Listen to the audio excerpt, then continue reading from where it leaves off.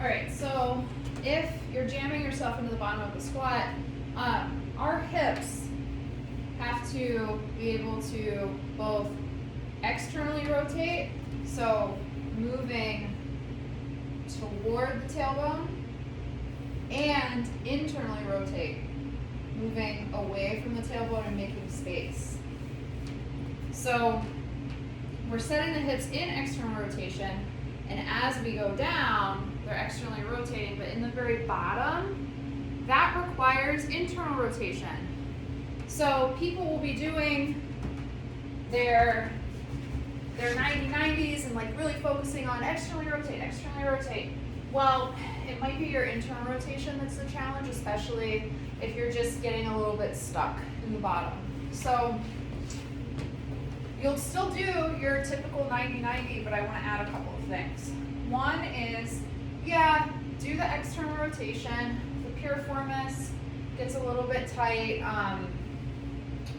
and it just feels really good. People really like to do this. But then I want you to add an element of internal rotation. So baby steps. Step one, we're just going to, instead of doing the pigeon pose, lean forward, we're going to lean back. And that's, I feel a big stretch in my groin and into my abs when I do this. So it looks, from the front, it looks like this. Now level 2 is come back up to a neutral position. You're going to try to lift that foot. And it's not going to go very far. It took me a long time to get to be able to lift my foot 3 inches off the floor. Just kind of willing it to move might be your first step, and that's okay. And then we want to move the hips from internal to external rotation with control. So we'll do the 90-90 hip transition. People, there's a lot of opportunities to cheat with this. So we're going to build it in steps. One, if this isn't happening for you for whatever reason, put your hands behind you, lean back, give yourself a little bit of space, and then just do half moves.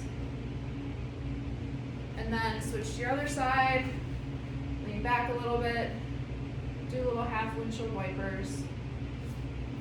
And then the next step is to move both simultaneously, right? And to do that, I want you to focus on keeping the distance between your knees the same. So I'm not coming together and then moving them apart again. I'm noting the distance. Oh, and it makes it so much harder to keep that distance equal as you go through.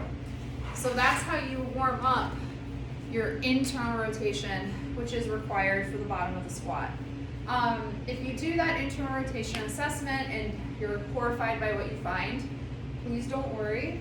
A lot of times it's, especially with folks that have been lifting for a while, it's just about building some mind-muscle connection, and you'll probably see improvements on the first day that you try, if not a few weeks into it.